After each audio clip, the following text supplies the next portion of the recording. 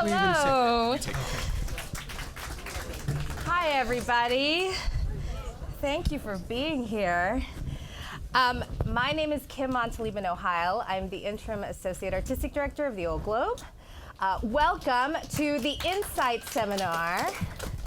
And I want to just take a moment to thank Carl and Vicki Zeiger for supporting this program. Thank you for your support. So I have two very special people with me up here. Let me just talk a little bit about them for a moment. So José Cruz González is the playwright of the show that we are all here to talk about, Under a Baseball Sky. He is also the playwright of a very popular Globe production of American Mariachi, a box office busting show here, might I add. He also is one of the 2022 Kennedy Center Next 50, which is a new initiative, celebrating cultural leadership with 50 trailblazing leaders. And then to his left is a very good friend of mine, someone I've known for a long time. One of the Old Globe's resident artists, is the director of Under a Baseball Sky. And you may know him from shows like Hurricane Diane, American Mariachi, Tiny Beautiful Things, and of course, How the Grinch Stole Christmas. James Vásquez. So, gentlemen, these are really two of my favorite artists. I have to ask this question because it's in the title. And I have to admit, I have to confess, I myself am not a baseball fan. Boo, I know, but it's fine, I get it. I mean, you know, art, I'm an artist.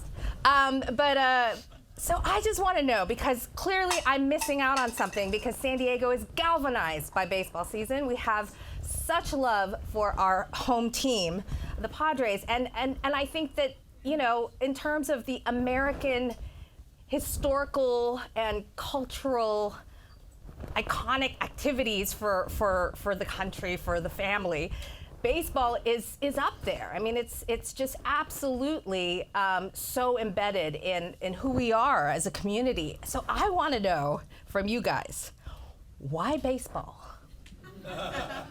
Why not? Why not?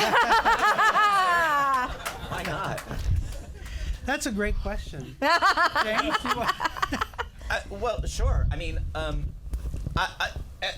baseball is America's favorite pastime, right? I mean, it is, as Jose says in the play, Sundays are church, family, and baseball.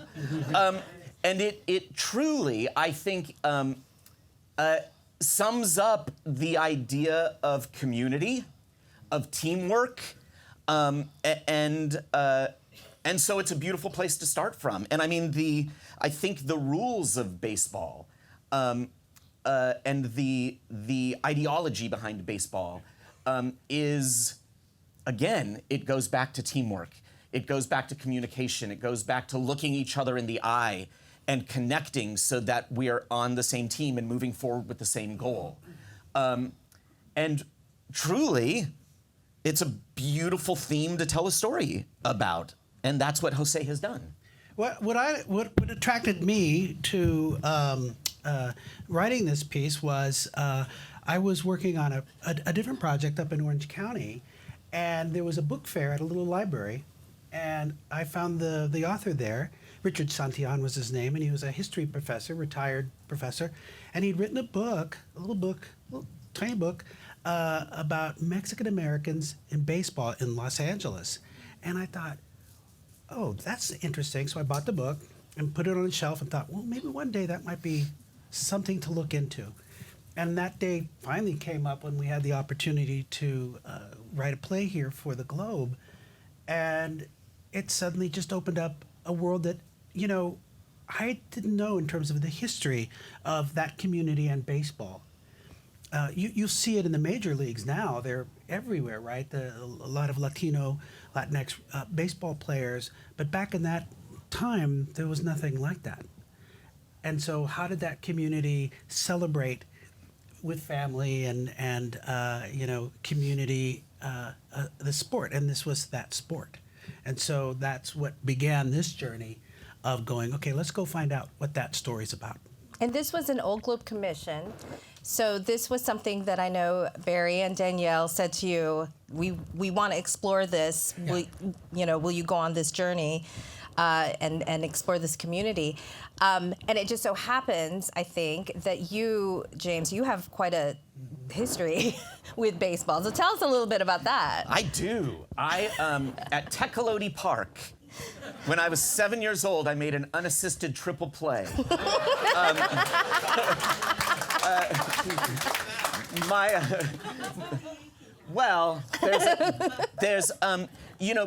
My father, we grew up watching baseball, and I grew up playing baseball, and I started at 5 with t-ball. My father was my coach.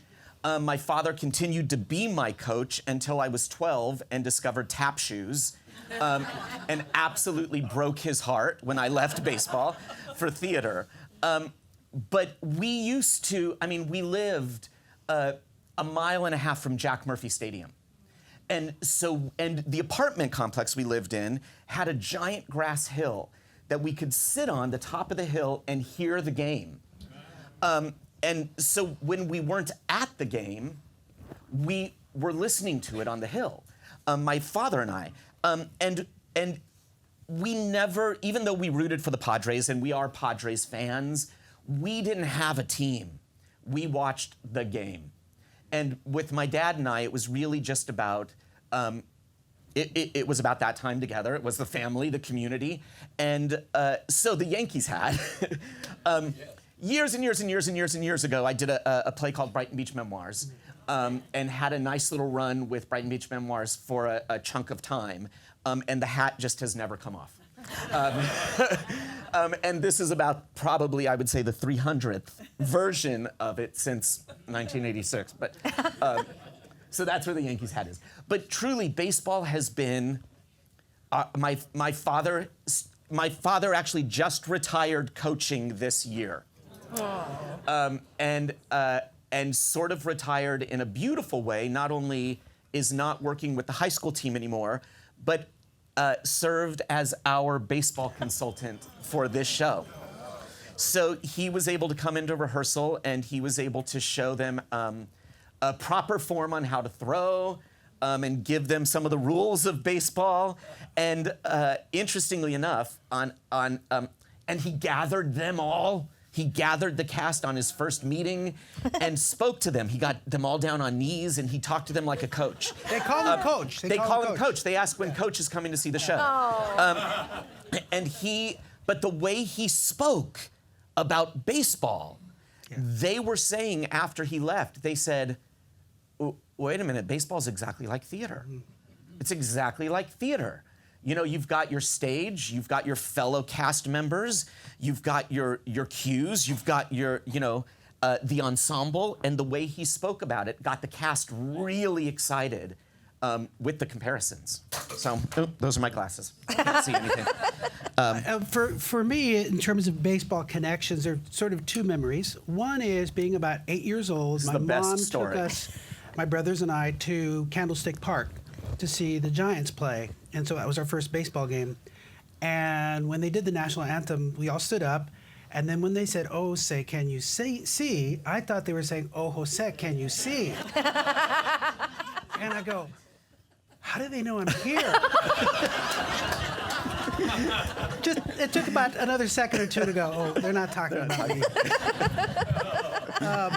And the second one is, I really didn't know much about baseball until our two boys, got involved in, t-ball and Little League and that sort of stuff. And through their eyes and that experience, that's where I learned, a little bit about baseball. I didn't know how to coach anything and not very good, but I just said, yeah, go, But that was my second memory of baseball. But there's something really beautiful about watching young people play and learn together, and it builds character, and it teamwork and all those sorts of things, and ultimately those would be some of the things we would come to discover as we were learning about this story.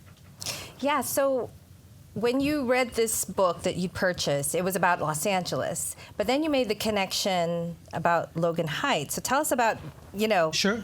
discovering that neighborhood and what baseball meant to them. Well, I was in New Harmony, Indiana, at a playwrights conference, and I had come to just do research for 2 weeks. And so I started with Ken Burns' baseball, and there were only 2 references to Latino players in that 8-hour documentary. And I thought, wow, we don't exist in Ken Burns' world. We don't exist in that. And then I read the book, I called up Richard Santillan, the author of this book, and I said, who's doing, because these books were being done in different communities across the country by other authors about the history of baseball, Topeka, Kansas, and other places. And I said, who's writing the San Diego book? And he said, this woman named Maria Garcia. And Maria, it turns out, when I called her, she said, when you're back in town, come on down and visit me, and I'll show you around. And so I did that, and Maria gave me a tour of Logan Heights. And suddenly, all that I'd been researching all started to fall into place. An immigrant community that comes here, the canneries, the employers say, let's get them to play baseball. They'll learn teamwork. They'll learn how to work together and that sort of stuff. And then something interesting began to happen, where the teams would play one another, this cannery or this packing shed or whatever. The workers would start saying, what do you make over there at that job? And so union organizing began. But also that baseball field was a place where citizenship began on the first base. People would come to vote or to raise funds for any sort of legal things that community needed. And so those were the roots of this story. And then to learn that Ted Williams grew up here, and to learn that he was half Mexican. And it was like, wow, how come I didn't know that? And so all these little pieces began to fit. And then looking at other communities across the country and going, oh, yes, it's similar. And so it was then taking that inspiration and that from Logan Heights and then writing Under a Baseball Sky. So it was just really, really a blessing to have this woman guide me, my sensei in a way, through a community and its history. Yeah, one of the themes that I love about the play is this idea of what does it mean to be American? Right. And particularly for those of us, I'm an immigrant. I feel like our families are all immigrants, and so it's this idea that perhaps being American, it's not an exclusionary idea. Playing baseball and the joy that one gets from it is something that we all can enjoy. And I'm wondering, it seems to be a recurring theme, right? That there's a celebration of identity, and in American Mariachi it was music, and here it's baseball. And I'm curious, what are some of the things that you as a playwright are interested in and that seem to reappear in your work? Well, I love the challenge of trying to create a story that can drop into a regional theater like the Old Globe, with its seasoned patrons that come and see all types of work. I love that challenge, but then I love the challenge of also bringing new audiences in who are not seasoned subscribers. This might be the first time they're coming, and the alchemy that happens with those audiences together. And because I'm also dealing with languages, multiple languages, and how do you create a story where you might have one character speaking one language and another one speaking another language, and then trying to see how can I help the audience track a story, and they may not understand either language, each of their own languages, their languages. And so that's been one of the things I love about this, but I also love about celebrating community. celebrating family, celebrating, hope and dreams. That those are really, really important things to tell, because oftentimes we may not understand each other, and we may have other things that might change our perspective on these communities, but they're just like us. Yeah. And so I want to share that humanity, if Yeah. that makes any sense. Yeah. Yeah. I've said this before, and I will continue to say it. I believe one of Jose's superpowers is the ability to tell a story about a very specific community and a very specific event within a community, and really focus that lens in on it, and yet make us all feel welcome, and make us all feel like it's our story, and we can relate to it in one way or another. Which I don't find that always to be the case with stories about people who may be different or have different experiences than we do. And James, I would say actually that's a common thread in your work, and certainly the kind of work that I've seen you do here, is whether it's a musical or a comedy or something a little bit with darker themes like Tiny Beautiful Things. I sense from you that you're trying to connect to that sense of identity and humanity also in a way that transcends perhaps what we see as what those things that divide us. Yeah, thank you. I to be really honest, I struggle a lot with humanity. and I struggle a lot with the way that we treat each other. So I love the story of the underdogs, and I love the story of those who don't get their voice heard a lot, and the opportunity to share that, because there are important stories and voices out there, and if we take the moment to just sit back and look each other in the eye and communicate, it doesn't seem that hard, but boy, humanity struggles, don't we? Yeah, one thing I'll say, because I think as people of color, we do talk a lot about how underrepresented we are in theater, film, TV, and that sometimes when we are represented, it's either a stereotypical, sometimes an outright incorrect and offensive portrayal. And I think one of the beautiful things about your work, Jose, and particularly in this play, is that these are people. This is like slice of life. This is the people you see every day that, and it's not just about being Latino. It's about being human beings. And I'm curious about, how you feel as artists, as artists of color, how you navigate those representations that are harder to digest, that are out there, and what you feel like you can do to fix that. That's a good question. Yeah. Well, I think I think one of the opportunities that I am given is I am given the opportunity to do a lot of revivals of old musicals, and bring those musicals, honor them, and be faithful to them and their intent, but tell them with a lens of today. And that might mean through diverse casting. It might mean through some different storytelling approaches. And I jump at those opportunities to put actors, diverse actors, in roles that they may not always be seen in. And I think that's a big opportunity to open the door, kick the door open, to show value, to show equality, to show humanity. Yeah. That we all are ultimately fighting for the same goal. Yeah. I'm still struggling with that question. I write plays, and I want to see things that I don't see Yeah. ever reflected whether it's on film or it's in the theater.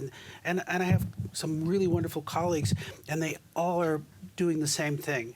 You know, just Those are your glasses. Those are my glasses. My journey is to try to shed light on those that don't have that voice, that are heroes to me, that are heroes, you know, and there's really great stories there, and it's just a matter of, you know, digging down and finding that and seeing if it's a compelling story enough to tell, and that to me is the challenge, but also the joy when we're able to find it, and you know, and then bring some amazing artists that the theater is able to do, and then to just try to solve it together, because you know I can't do it alone. Sorry, I'm not used to doing this,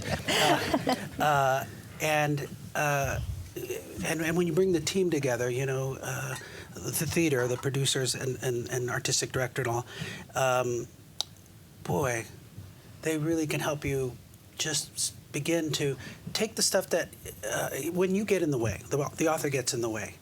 You know, sometimes you're talking too much, and it's the author talking, and it's not the character talking, and that kind of thing. Like today, I was trimming some stuff out, and you know, those actors, they gotta, you know, memorize it. Now they gotta not memorize it. They gotta edit it, and then they've gotta rehearse it, and then they've gotta perform it, and I don't know how they do it, but the beauty though is when you have the talent. You have the experience and all those, and the alchemy is so magical. And I love to be back in the theater. It's been a long time. Yeah. Go quickly, ahead. no, very quickly. There's a line in the play. Talent is universal. Opportunity is not. Yeah, I love that. Jose is writing the opportunity. He is giving the talent that's out there the opportunity to get up on stage and tell stories. So, and what an for that. amazing group of artists we have that James has been able to bring. They're amazing. Let's talk about those artists for a second. Sure. I actually wanted a great segue. Yeah. So there's a character in the play, Ellie, who you will meet tonight. Hopefully she's amazing. I'm so curious if someone like Ellie, who's sort of this larger than life figure character in this community.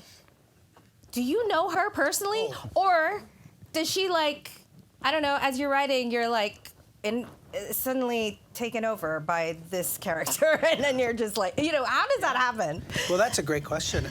You know, she is my grandmother, she's my mother, she's my wife. Oh. You know, but they're the aunts, they're the cousins, they're the ones who hold the family together. You know, that strong woman that's just going to make life happen. And I think that's one of the iconic things that, in terms of our community, there are a lot of people that we've talked to who've seen it so far say, that's my aunt, that's my grandmother, that's my mother. And they were able to really draw on that. And, you know, she's tough as nails, and you love that, you know, spunky little old lady who goes, okay, come on, let's play some ball. Let me show me what you got, you know, right? And you just fall in love with her because she'll bring it. Yeah. And James, I was with you in this process, of course, of casting, but tell me, like, what is it about certain actors that you're drawn to? I mean, you know, I know with Ellie, with Laura, I feel like we got super lucky. My gosh, she is, you know, I mean, I know this woman as well. She's that person in your life who sees you, picks you out of the crowd and goes, there's special in you, and I'm gonna elevate you. And Laura is that not only in the character, but we're discovering in life as well. The way she is embracing the younger members of the company and the way she lifts them up and guides them, it's really, you know, it's really beautiful. And when I'm casting, first and foremost, I look for heart. I mean, I look for good acting, of course, and clear storytelling. but I look for that actor who leads from here. And that's what this play requires, is that these actors have an open heart. And all of them brought that. All of them brought the willingness to be funny, be messy, be ugly, be wrong, be right all of the time, you know, all of that. And then I always throw something out. The ones that I like, I'll always throw a little adjustment out in the audition. Sometimes not even an adjustment that's correct for the scene, but just like, let's play a little. And that's a big clue. Will they play? Do they want to play? Because I think you write playful things. You write plays that require actors have imagination and jump in. And Jose, you talked about having to trim stuff. I mean, as a new play, you know, as a writer of a world premiere, right? This is the first time that audiences will see this. How is that experience sitting back, especially during like previews, which is still kind of a rehearsal process? Are you like, oh, wow, that sounds really good. Oh, wait, I think I have to change that. Like, what's the dialogue going on in your head? Well, it's always listening to the actor, how it comes out of their mouths, and you know, the rhythm of it. Can I hear it? Is it landing in the audience's ear? That's really, really important to me, that you receive the information that you need to receive at the right time in the right place. And if it's not in the right place, then I'm in the way, and I have to look. And so there were moments where we were looking at some spots where a character was going on a little bit too long. And so I had to trim it just to keep us still leaning in front and to listen. And so that's a trick. Also today there was one word that we changed because it doesn't land in the ear for the audience. And so it's looking at that. But I'll tell you, when you sit at a table in your first rehearsal with actors, and you hear those voices, those actors now taking on those characters, it's like they've come alive, and they now take that into their bodies and their imaginations, and they become those characters. And, you know, you can be in a room by yourself doing this, but until you're in that room with the collaborators, then everything begins to come up and just cook. And then that's when you're, you know, stirring the pot, and you're, you know, chopping up the onions, and you're starting to make your soup the way you want it. And you can't do that without your collaborators. Yeah, and at some point when you're writing, before the rehearsal stage, do you actually see the production in your head? Sure. In fact, I imagined Under Baseball Sky in the bigger theater, because that's where we did American Mariachi, so that was in my head. So I said, oh yeah, they can do this, they can do this, they can do that, they'll do that, they'll do this, and this and baseball then they will go. put us in the round. Well, yeah, because there are some magical elements which I think, you know, they are beautifully realized, but I'm sure there was a moment of like, wait, how are they going to actually do that moment that I wrote for the proscenium? Well, I asked James. I said, James, what do you think? He says, no, I think we can make this work. I figured it out. So okay, let's go and explore together. And that's really the beauty of having a play done in one place. And if you're blessed to have it done in other places, it's going to be in different spaces and with different artists.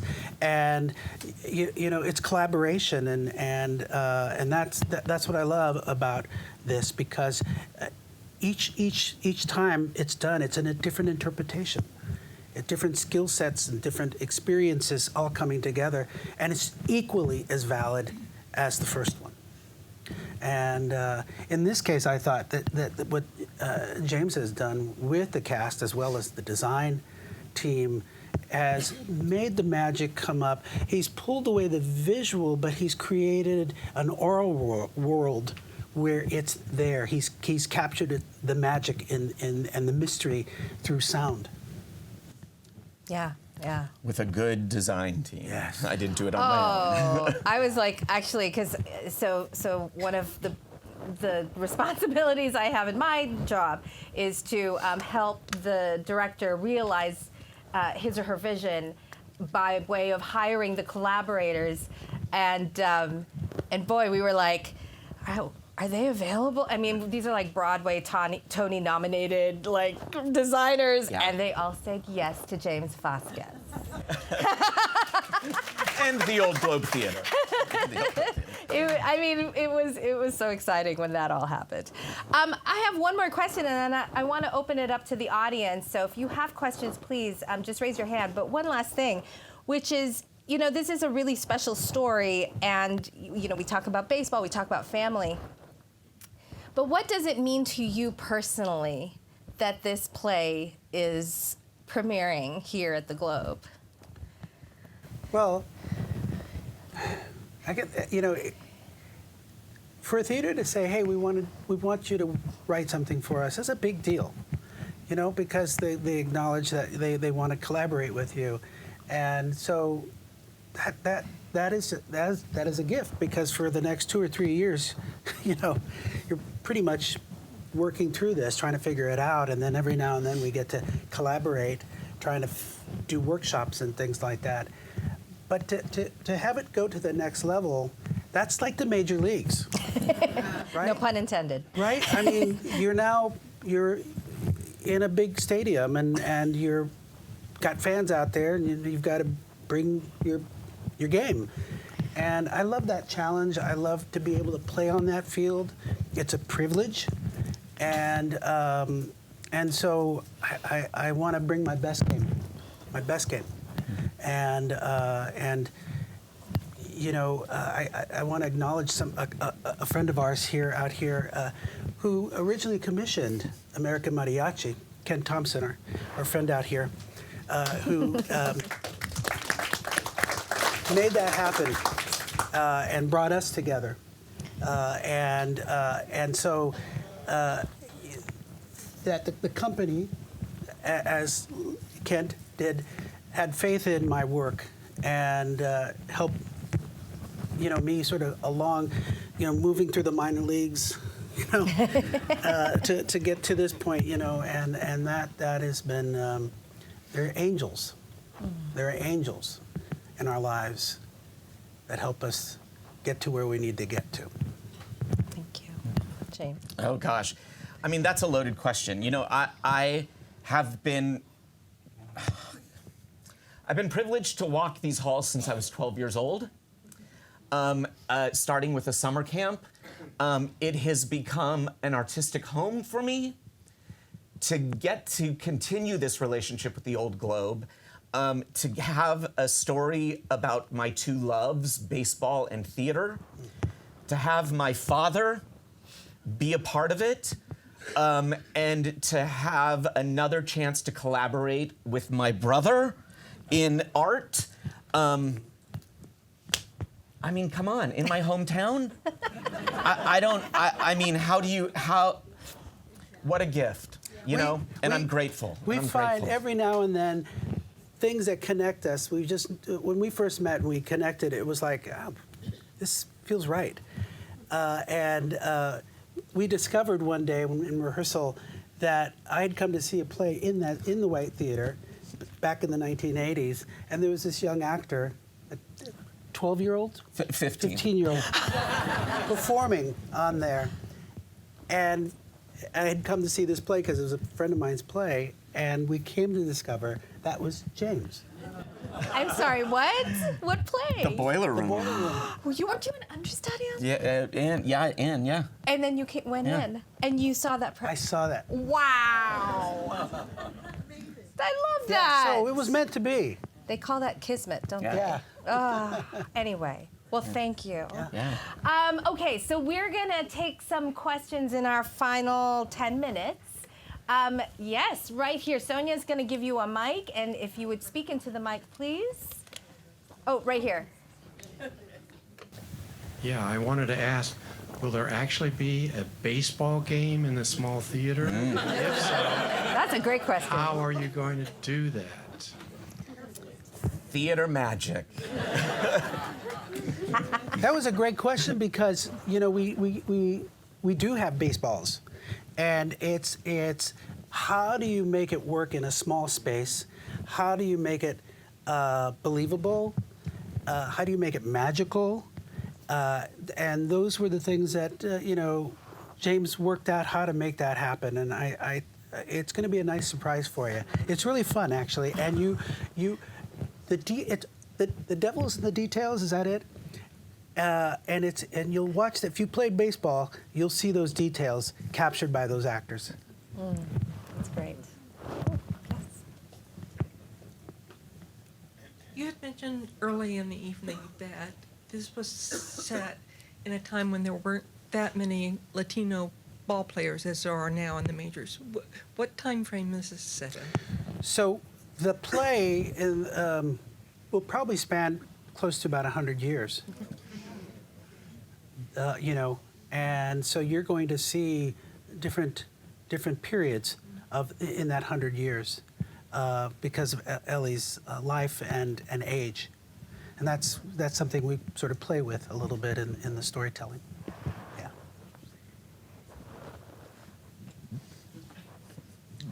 Probably wonder, what's this crazy guy wearing a uniform? It's like me looking at your Yankee hat. I go, what's that about? Brilliant. But I grew up in El Centro in La Valle Imperial, and when I went back there after the Navy and so forth, I played in the league in Mexicali, where I was the only gringo. And so I loved playing with Mexican ball players, helping with my Spanish. Wow. Is really good. And so when we had the world Mexican team being here in San Diego, I thought they were really underappreciated. And so that's why I bought this jersey. And so to hear, it made me miss you to hear you guys talk about this play. So thank you. Well, talk about Kismet. I was born in Calexico, which is on the other side of Mexicali. On this side, yeah. So, yeah. This is a very prolific row right here. I want to know how you made an unassisted triple play. There were not very good players on the other team. There was a runner on first, a runner on second. I was a second baseman. It was a pop fly. They both took off running. So I tagged I caught it, tagged the runner running back to first, ran to second, stepped on the base, and he was out. I actually understood that. And then at intermission. Jose, I loved American Mariachi. It was fabulous. Thank you so much for that. And James, it's so good to see you again. And I'm very excited about this because I have a very dear friend, Carl and I, that we have known for 40 years. And she was going to be with us tonight, but she wasn't able to. She's coming next week. But her uncle is Joe Castro in the picture. From the picture? Yes. Wow. And being a native San Diegan, I am so excited about you developing your story from the barrio, from Logan Heights. I love that. And my friend, our friend, is a fabulous woman. She and I worked together. She was amazing. I think she was fourth generation Hispanic in San Diego. Had a wonderful family, and I'm just so moved by the fact that you developed a story about a group in San Diego. So thank you for that, and I so look forward to seeing the show. So congratulations. Thank you. Thank you. Thank you. That's awesome. Yeah. Joe Castro. You'll see that picture in the program that she's got. Yeah. I just wanted to ask if you're a historian, the lady that was telling you about baseball in San Diego. I'm a real Ted Williams fan from 8 years old. Yeah. Anyway, did she take you by Ted Williams' house? She took me by his house, and while we were rehearsing one day, James met one of the staff members here at the Old Globe, and we learned some new things about Ted Williams. Yeah. One of the staff members here, his father grew up playing baseball. Sam. Yes. Yes. Yeah. Grew up playing baseball with Ted. Right. Yeah. Had fun stories to tell us. Well, he had one of the stories was that Ted Williams, he was so Yes. focused on baseball, right? Yeah. And he'd be riding his bicycle. He had his little backpack with his balls and mitt and bat, and he'd pay kids to 25 play, cents. to to play baseball with him. He was, while other kids were out Yeah. playing, Ted Williams would go find local neighborhood kids, offer them 25 cents to catch so he could practice pitching. He's quite a guy. It's a great story from San Diego too. You know, Yeah. I discovered the Mexican side of his family Yeah. years ago. Yeah. You know, I was trying to read everything I could find, Yeah. and he had a lot of family up in the Mexican side of his family in Santa Barbara area, Yeah. which was fascinating to me because I guess his mom was down here and Yeah. maybe some part of her family, but a good deal of it was up in Santa Barbara. Yeah, yeah. It was very interesting, though, and a huge discovery for me when. Latinos in baseball? Sure. Yeah. Since 1939. Up there. Can you tell us the cross streets where you sat on the hill and listened to the ball games? Oh gosh, it was the Pacific Palisades apartment on right off the 805. I couldn't even tell you the 805 freeway. In which neighborhood? Kearny Mesa. So up. Yeah, I can't remember the streets. But Balboa? across the street from the hospital, the Rady's Children's Hospital. There's apartments there, and we could hear the game from the top of the hill Mesa. there. Yeah. Mesa. Look at that. All right, one more, maybe. Anyone else? Oh, right. Oh, sorry. Oh, We have many, two. many. Go ahead. We'll get We'll it. come to you. For a lot of your talk tonight, you were describing the power that you guys get to bring in your voice. And James, I want to say Pedro, you know me. This is Coach Clay, my high school cross country coach. And the proudest supporter of theater in the room. Couldn't be more Always. proud of this gentleman. And the voice that you bring, I get to enjoy constantly. But Jose, I need to find out from you, where in your process do you have the voice as a seed? Does your playwriting begin with what you want to say, or does it just find an intuition as you progress? Yeah, that's a great question. When I'm looking to tell a story, one of the things that I want to do, I love to do, is I love to go and research. And to me, there's always, somebody's always lived that story. And you have to make sure you get it right. Because what I don't want to have happen is that person's there and says, you didn't get it right. And so going into these communities and asking and learning and reading about it and finding as much as I can helps prepare me then to go, it's a puzzle. Now it's a matter of looking at how to fit those pieces together that one can follow along in a story, but also is compelling and you know, takes us out of there going, I've gone on a journey and I feel like, you know, I've learned something, I've felt something, I celebrated all those challenges, but I love that. That's the 2 years or 3 years it takes, but I love doing that. And I talk to myself in the room in terms of voice all the time. I'm all the characters. My wife's learned to get used to it, so, you know. So we had one more question. We'll do. right here. Oh, Okay. Sorry, actually, that should have been the last question. That's It was so okay. good. We always talk about baseball being the great American sport, but it really has been a narrowly defined American sport. And I think it seems like we're redefining that sport with the diversity that is happening in baseball and looking towards our beloved Padres. How do you think we're redefining the great American sport with the kind of Padre players we're now selecting? What do you think that's doing for the future of baseball and new audiences? James, since I don't know much about the Padres, forgive me. Sorry. You know, here's the God's honest truth. Again, a baseball game will be on TV, and my dad won't even tell me who's playing. And people ask me about certain players all the time, and I don't know them. But you ask me about the game, and I can talk all about what happened and what the second baseman did, but I couldn't tell you who played second base. So it's absolutely, there's never been, I mean, I knew who Ozzie Smith was, I knew who Tony Gwynn was, you know, of course, but I don't know the players. We watch the game, and they're a team, you know?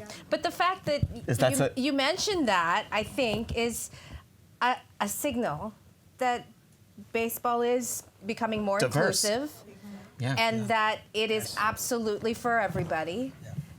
And even idiots like myself should maybe try it once in a while. We'll start you with the Incredible. This isn't an Incredible, it's soft. It's foam. We'll start you with that. We'll start you with the Incredible. Excellent. Well, I just want to say thank you so much, Jose and James. Thank you for being up here. And thank you so much for joining us tonight.